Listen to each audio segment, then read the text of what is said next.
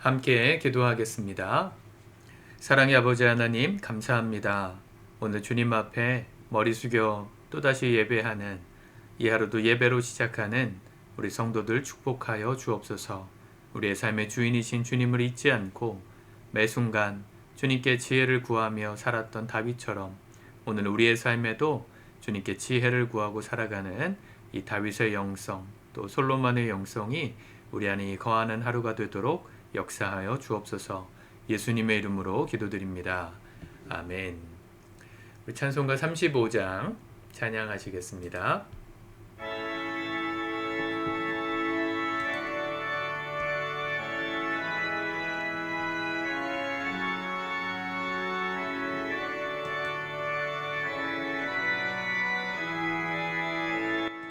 큰 영화로신 주 이곳에 오셔서 이 모인 자들로 주 백성 삼으사 그 중에 항상 계시고 그 중에 항상 계시고 큰 영광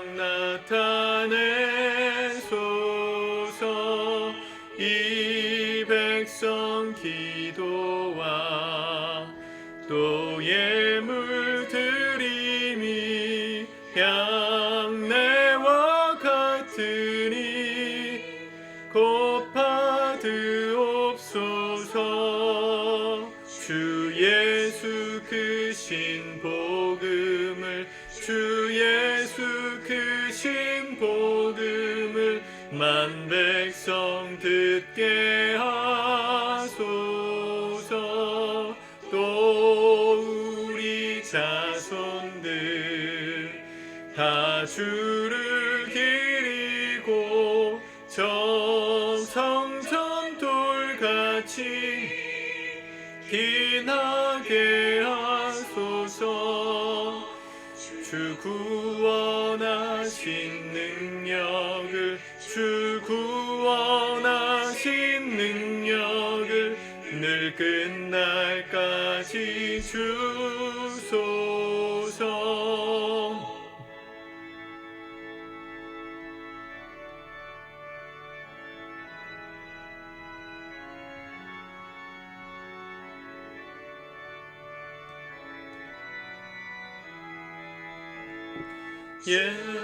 믿는 만민이 참 진리 지키며 옛 성도들같이 주 찬송하다가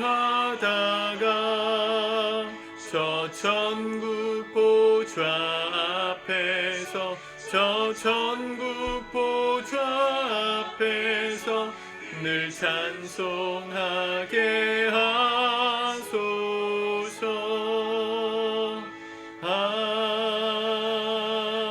아멘. 아멘.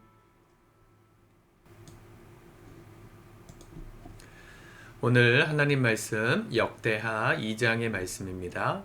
우리 1절부터 18절까지의 말씀을 같이 읽고 묵상하도록 하겠습니다. 2장.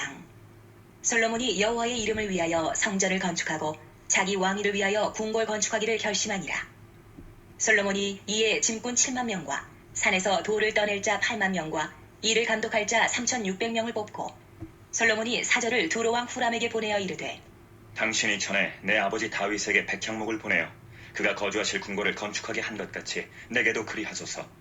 이제 내가 나의 하나님 여호와의 이름을 위하여 성전을 건축하여 구별하여 드리고 주 앞에서 향재료를 사르며 항상 떡을 차려 놓으며 안식일과 초하루와 우리 하나님 여호와의 절기에 아침 저녁으로 번제를 드리려 하오니 이는 이스라엘의 영원한 규례니이다. 내가 건축하고자 하는 성전은 크니 우리 하나님은 모든 신들보다 크심이라. 누가 능히 하나님을 위하여 성전을 건축하리요. 하늘과 하늘들의 하늘이라도 주를 용납하지 못하겠거든. 내가 누구이기에 어찌 능히 그를 위하여 성전을 건축하리요. 그 앞에 분향하려 할 따름이니이다.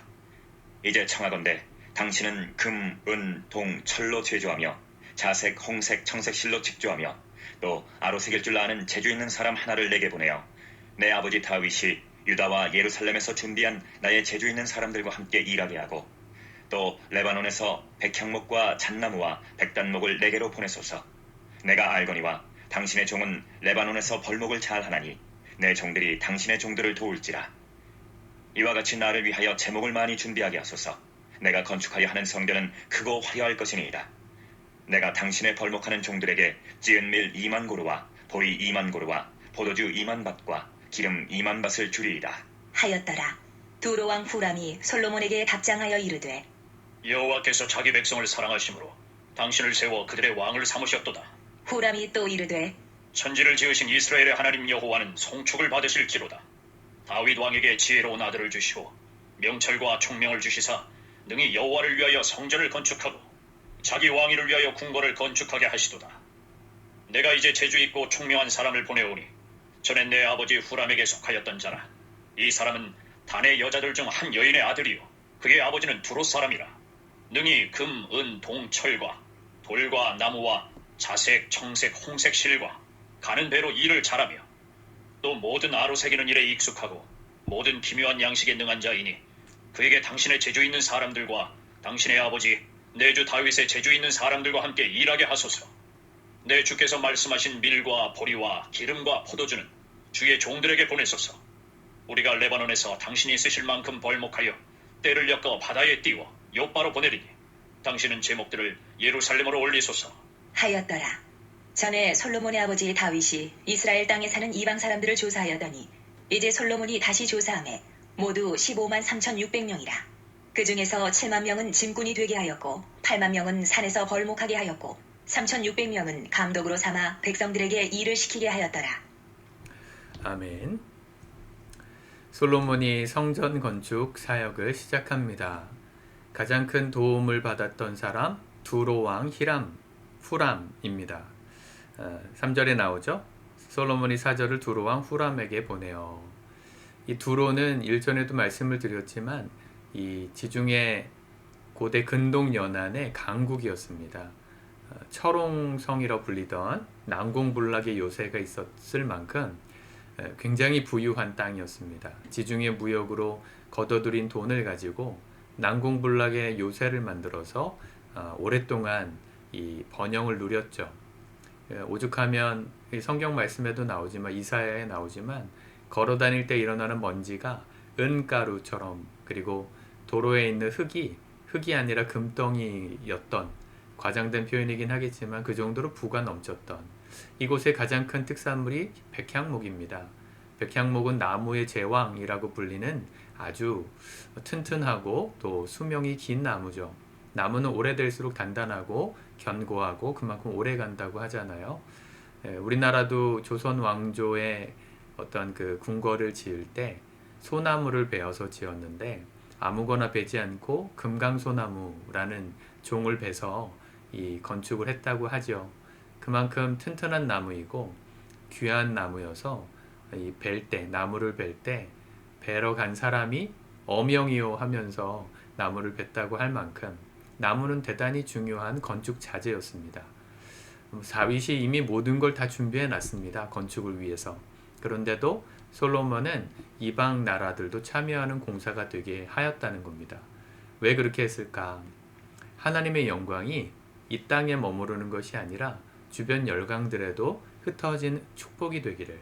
그래서 하나님의 성전을 짓는 일이 주변에 있는 열강들에게도 시기의 대상이 아니라 협력의 대상이고 함께 기뻐하는 대상이 되기를 바라는 전략적인 외교적 계산도 있었을 거라고 보여집니다. 어쨌든 오늘 성전 건축을 진행하는데 오늘 계속 반복되는 표현이 하나 있습니다.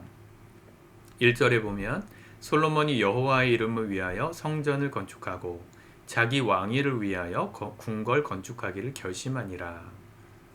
성전 건축과 궁궐, 이 왕이 머무는 궁궐을 건축하는 걸 동시에 했다는 걸 알 수 있죠. 그런데 뭐가 먼저 앞섭니까? 성전을 건축하는 거. 성전은 누구를 위해서 건축하는 겁니까? 여호와 하나님을 위하여. 궁궐은 자기를 위하여. 저는 이게 우리 그리스도인들의 지혜여야 한다고 생각합니다. 우리의 신앙 고백이어야 해요. 우리가 세상을 살지만 내 왕국, 내 궁궐, 나의 이름을 위하여 살아가는 삶이 필요 없지 않지만 동시에 우리에게 반드시 지어져야 되는 거 하나님을 위한 성전입니다. 우리의 삶의 중심에 이 두 축이 분명하게 있으셔야 돼요. 한쪽으로 기울어도 위험합니다. 교회에만 올인하시는 것도 위험하고 내 삶에만 올인하시는 것도 위험합니다. 우리가 삶에서 열심히 경제활동을 하고 또 열심히 계획을 하고 좀 더 나은 삶을 고민할 때 이 두 가지의 축이 분명하게 있으시길 축복합니다. 솔로몬이 나라를 다스림의 초창기 때 이 두 가지의 분명한 축이 있었던 거예요. 단순히 다윗이라는 대단한 황금 시대를 열었던 성군의 아들로 왕위를 이은, 그러니까 사실은 정치적으로는 대단히 혼란할 수밖에 없는 시대인데 그 시대에 자기가 정책적인 두 가지 큰 틀로 삼았던 것이 이 자기의 왕권을 강화하기 위해서 궁궐을 짓고 또 한 가지 하나님을 믿는 성전, 하나님을 위한 신앙을 강화시키는 거였다는 거죠. 우리의 삶이 잘 서려면 이 두 축이 분명해야 합니다. 오늘도 열심히 직장 나가셔서 또 삶의 현장에서 또 가정에서 여러분들이 맡겨주신 삶의 자리가 여러분들의 궁궐을 세우는 것이라면 동시에 하나님을 위하여 세워가는 성전도 있어야 하는 겁니다. 성전이란 개념이 되게 모호할 수 있지만 구체적으로는 교회를 함께 세우는 것입니다. 여러분들의 모든 일상의 계획에 교회가 함께 있어야 해요. 교회에서 어떤 사역을 한다, 또 어떤 행사를 한다, 내 일입니다. 함께 하나님의 이름을 위하여 지어가야 할 성전인 것이죠. 교회가 내 일상에 또 내 재정생활의 일부분이 되지 않는 한 절대로 우리의 삶이 견고하게 설 수 없습니다. 아무리 돈을 많이 벌어서 내 궁궐을 지어도 그것이 사람들의 시기와 질투의 대상이 되지 모두가 함께 기뻐하는 축복의 결과는 될 수 없다는 거죠. 솔로몬이 그걸 잘했던 거예요. 하나님을 위하여, 여호와를 이름을 위하여, 이게 계속 나와요. 1절에도 나오고 4절, 내가 나의 하나님 여호와의 이름을 위하여 성전을 건축하여 구별하여 드리고, 또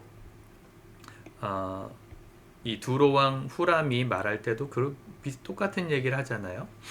12절에 보면 후람이 또 이르되 천지를 지으신 이스라엘의 하나님 여호와는 송축을 받으실지로다.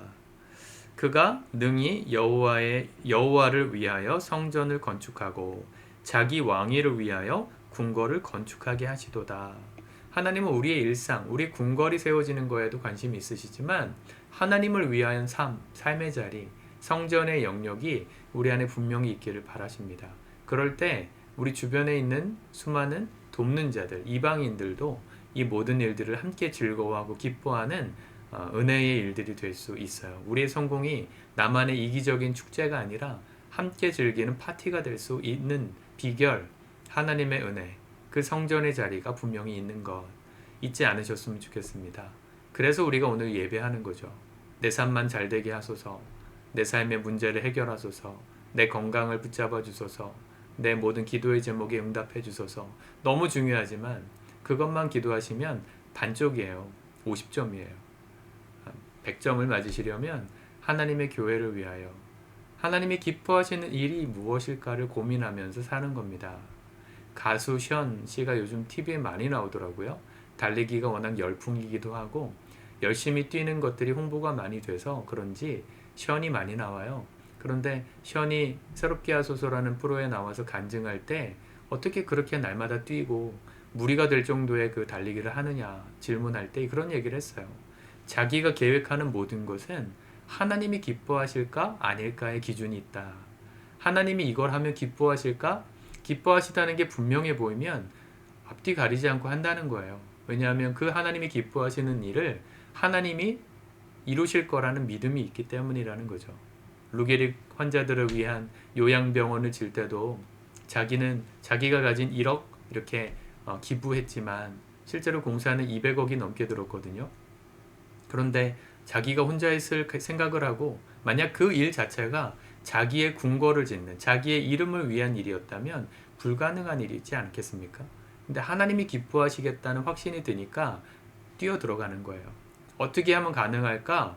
이게 가능하려면 어떻게 이 하나님의 일들이 이루어질 수 있을까를 끊임없이 고민하면서 여러 가지 우여곡절이 있었지만 완성할 수 있게 되었다. 하나님이 기뻐하시면 하나님 반드시 이루신다. 내 때에 이루어지지 않더라도 하나님 때에 이루어지면 되는 거니까.